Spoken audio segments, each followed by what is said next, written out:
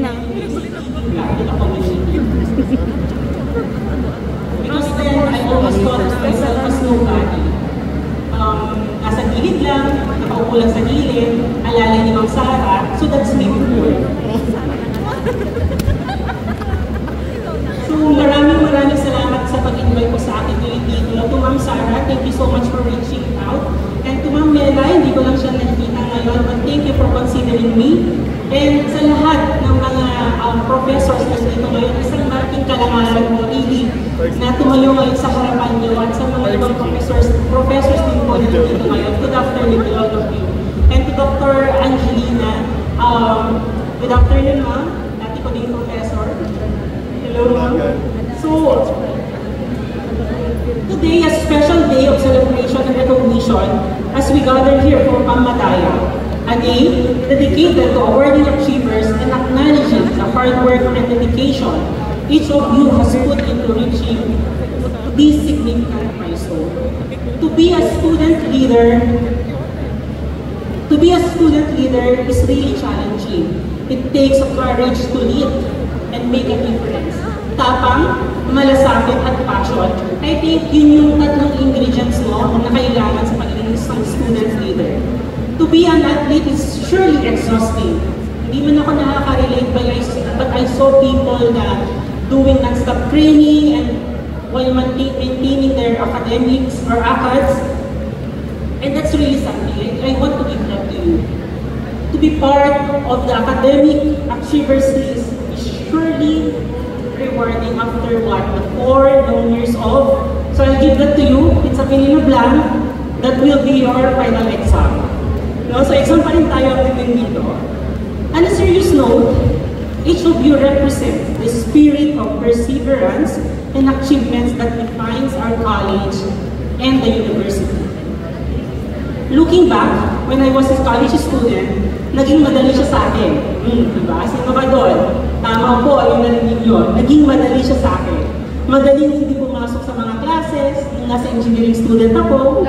Madaling magsakit-sakitan at palaging late sa classes during my time in Sibeya. Madaling mag-ubos ng allowance. Cum laude po ako dyan. I'm sorry, summa cum laude po ako dyan. No? Madaling hindi mag-focus. Hanap ka lang ng mga tropa mo, yayain mo mag-beach or mag-mall, solve ka na. Okay na yun. Dahil sa sobrang dali, I became nobody. At times, some may recognize me, but most of the time, it felt like no one knew if I existed. So, I created my own world. Diba? Hindi niyo ako napapansin, so I will create my own world, which follows my own rule. Enjoying the life as supported and made by a single mom. Not worrying about the future, just attending the college for the sake of college ako. Hindi ako lang-stop na nag-aral. No? Continue siya because it's a pride of sa parents, sa family. And not until, and pala yung iniisip na my life, my own rule. Not until one professor asked me a simple yet profound question. She said, during the releasing of class card, Stephen, what's your goal? What's your focus? Yun yung mga 2 questions na nilay siya sa akin. To be honest, I also don't know what was happening. Maybe I'm just rebelling. Just a normal, rebellious student. Maybe just that, yan lang talaga ako. But that moment marked a turning point. Yung dating madali lang, naging complicated, yung tipong you need to review, stay at night, alam kong maraming nakaka-relate, and wake up by 3 a.m. just to study and do your review for midterm exams and final exams. You're forced to do research, submit activities, and most importantly, huwag malate sa class max. Bago yun, hindi na nalilate sa class, pero nalilate pa rin ako. May mga stories pa rin ako naririnig kanina nasa Siberia office ako with Ma'am Christmas. No? And that complication was added by putting life into life. And what is that life? No? Leadership, that's leadership, integrity, faith, and excellence. I was actually accidentally connected by every nation and little I know. Through this, I came to my started dreaming and envisioning what I want by laying down, one, my short-term goal, second, is my long-term goal. I was taught to believe that I have the universe in my mind. Thus, I just needed to believe, discover, and make it happen. But of course, this is true faith. I'm at the center. I just did what I thought I could do. And make it a reality. Yun naman yun eh. Sometimes we are overpowered by what we see now and we allow it to limit ourselves in becoming the person we should be. With all the complication, ang daming rules and standard na hindi naman ako sanay, kailangan mong mag-review para makapasa sa exams, no? Kailangan mong humabol para pagkuha ng test class para hindi ka na 4, hindi ka na 3.0. And finally, I reached the finish line as a student din. Gaya nyo, yung iba din ngayon na graduating student, nasabi ko rin sa sarili ko na, yes, finally, tapos na. Gagraduate na ako. And I cannot forget yung one of my encounter with Ma'am Hilario. I actually just remember this during pag-grade ko ng load ko. So Ma'am Hilario saw me walking at the Sibeya lobby and nag-approach sa akin and she said, "Oh, Mr. Sophia, may kanto dyan yung office, tapos grade mo. Nakitang ba nung laude ka?" So I replied and I told her na, "Ma'am, di pa ba nakita yung grades ko, yung first 2 years ko?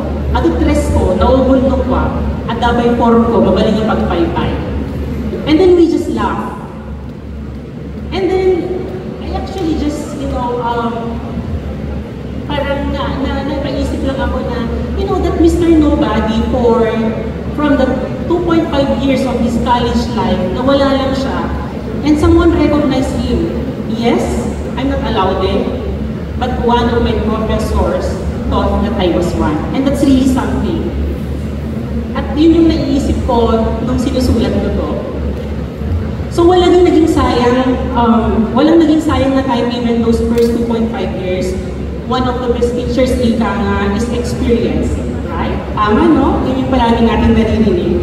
Maybe some would say that the realization was too late. I could have done better during my college days. But I say it's alright. Baon ko yung experience from that life event. And as I started to explore that after graduation, I always have this in mind na thought about, I need to do better. Wait, nawala ako. Diba? So, sabi ko, I need to do better. Nagkaroon ako ng failing grade nung college ako, but I will not let that hinder me in achieving what I want in the next 2 to 3 years, and that's my short-term goal. I use all the learnings and experiences as my stepping stone, a reminder that I did great, and something to give pamatayo to myself, because I think that's what's also missing sa akin. Minsan kasi yung nagiging missing sa akin to recognize ourselves, to say thank you sa sarili natin, to say you did great.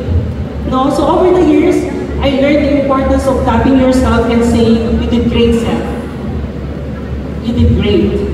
So ngayon pa lang, na students kayo, at yung mga iba graduating na kayo, I think it's time, and I want to encourage you to start acknowledging yourself. So you just need to tap yourself. Sabihin nila, thank you. Thank you for working hard for me. Congratulations. You did great, and you'll do great. So with all that in mind, I landed my first job after sending resumes to more than 30 companies in Metro Manila. Take note, 30 resumes, more than 30 resumes for HR positions lang yun. Hindi pa kabilang yung non-HR related positions. And I can still recall that's a total of 79 resumes yung na-send ko sa companies outside in Metro Manila. There were so many times that I really wanted to give up. I was disappointed, disheartened, and even questioned, kaya ko ba talaga? Kaya ko pa ba?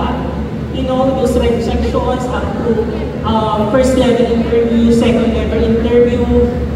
Na-invite ako for final interview and then wala akong nauuwi job offer. And that's really frustrating, no? But you know, quitting is not an option sa akin. It's never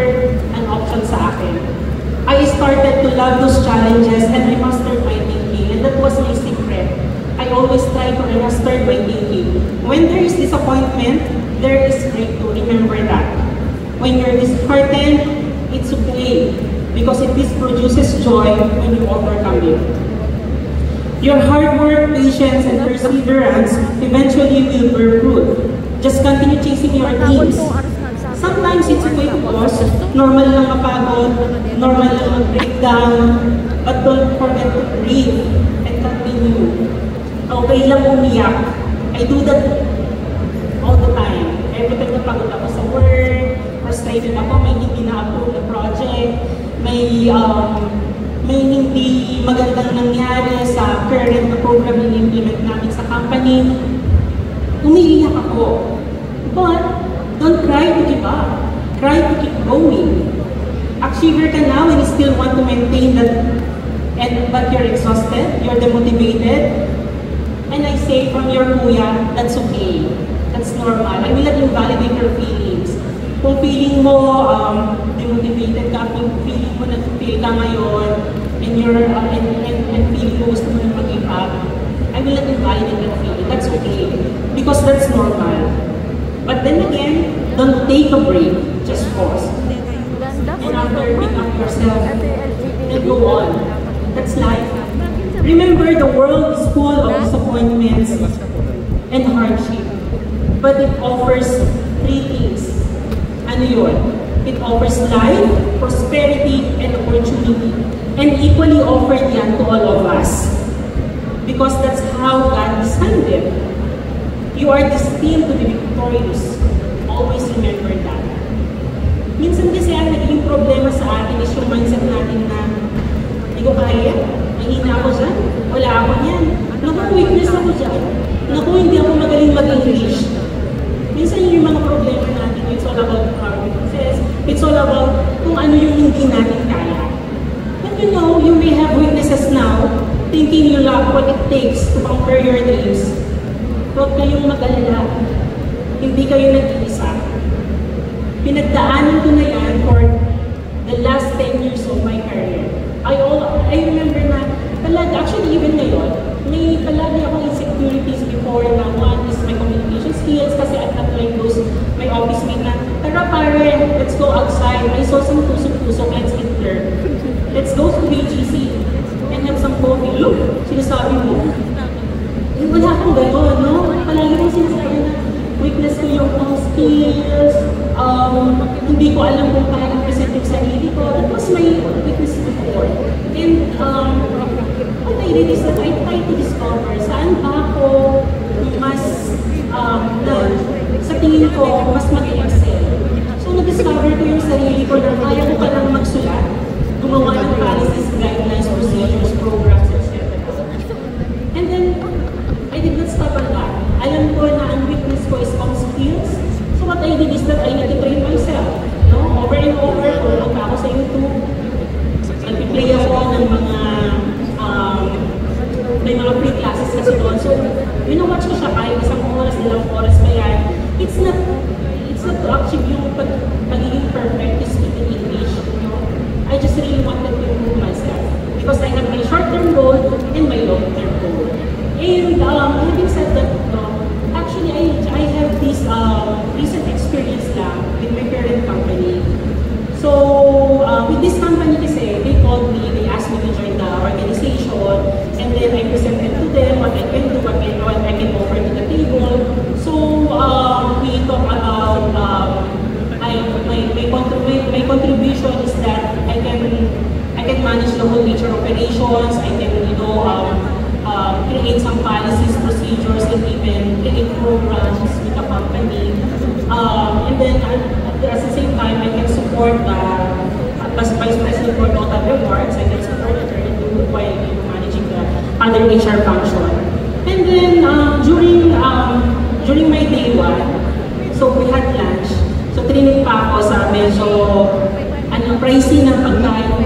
So habang kumakain ako, sabi ng Vice President for Total Rewards, Mark, resigning na ako. I only have 2 weeks sa company. So sabi ko sa kanya, bakit ngayon lang sinabi? The reason why I joined is because of you. I wanted to lead the HR operation at the same time. I want to support you in the strategic part of HR, that's the Total Rewards. And then she told me na,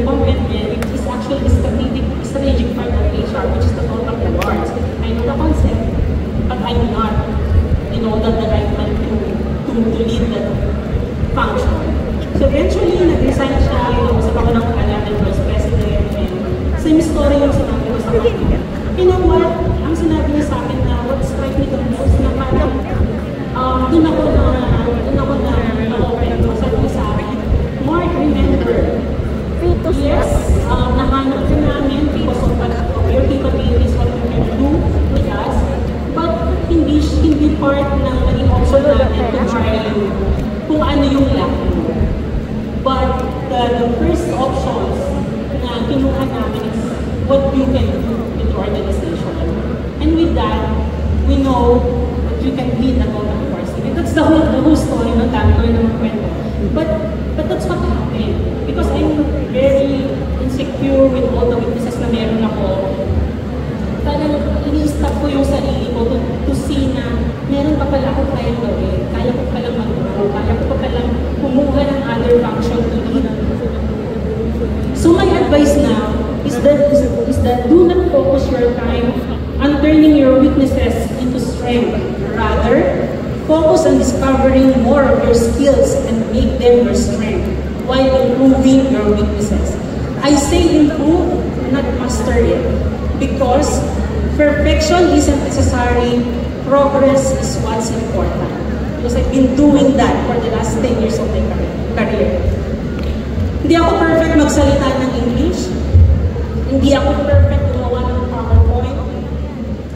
Pero kaya kong gumawa ng policies, kaya kong gumawa ng guidelines, programs, kaya kong gumawa mag-lead ng systems project. So yun yung sinahanap ko sa sarili ko na I want to discover more of myself instead of focusing with this one weakness na meron ako na alam ko I can improve. And ang important lang naman when you talk in front of the executives and with all other managers, basta ma-deliver mo yung period na one question part, yung foundation part, okay na yun. Basta nagkakaintindihan kayo, okay na yun. And I'd like also to share one of the ingredients to succeed is that surround yourself with beautiful people. When I say beautiful, sila yung they influence you and inspire you to do good, not the other way around. Choose a companion to champion with the same vision to be better and not to be bitter.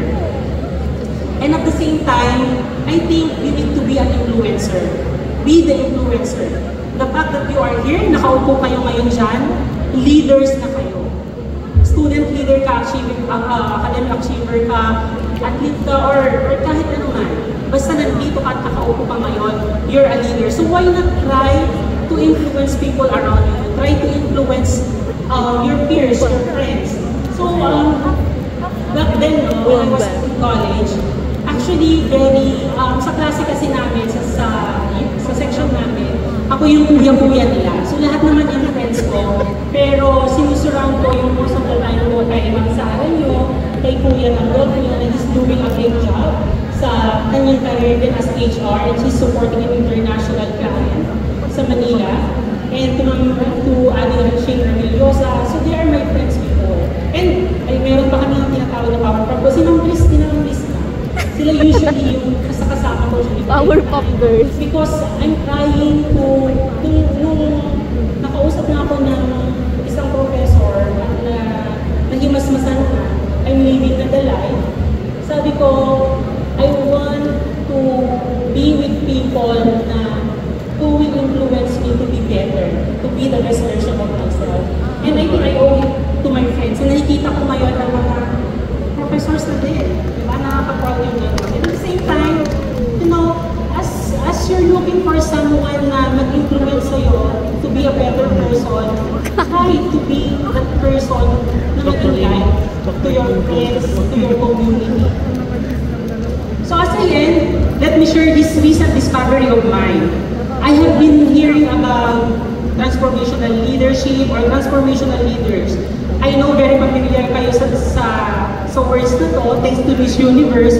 But, you know, I'm wondering na what it's all about. How does it work? Do I have this? Those are my questions na nire-raise ko nung sumisikat yung word na transformational leadership or transformational leaders. So this is my personal view. Transformational leadership is about inspiring and motivating others to exceed their own expectation to achieve more than they thought possible. It's about creating a vision for the future, fostering an environment of trust and encouragement, and leading by example. That's very important. This type of leadership isn't just about managing tasks, but about uplifting and empowering people to become leaders themselves. I realize that transformational leadership is not just a title or a role, but a way of being. It's a way of being. It's about continuous growth, self-awareness, and the desire to make a positive impact to your friends, to your peers, to to your college, to your universities, or to your communities. I began to see that the small act of kindness, the encouragement I gave, and the determination I showed in my work were all parts of this leadership style. Yun naman pala. Lahat pala ng ginagawa ko, pinagsisikapan ko, personal man yan, to my teams and to the organization, it's all part pala of this leadership style. I also learned that it's not something you achieve overnight. It's a journey of self-improvement and dedication to helping others to grow. It's about believing in the potential of your team, guiding them through challenges, and celebrating their successes as your own. So ganun pala yung pagiging leader, pagiging transformational leader. This kind of leadership brings out the best in people, fostering a community where everyone strives. So hindi lang dapat ikaw yung nag-win. Pag sinabi kong you belong sa isang group, then lahat dapat kayo nag-thrive. Lahat dapat kayo nag-win. If you are the president sa class, at ikaw pa yung top 1 sa klase, dapat ikaw, hindi lang ikaw yung leader, dapat hindi lang ikaw yung top. Dapat lahat kayo. So that's how you influence people. That's how you apply this transformational leadership style. So over the years, I started as HR staff, gaya na ni Sir Don, pala-resign ko ako. Nag-resign ako during my OJT, because my first resignation.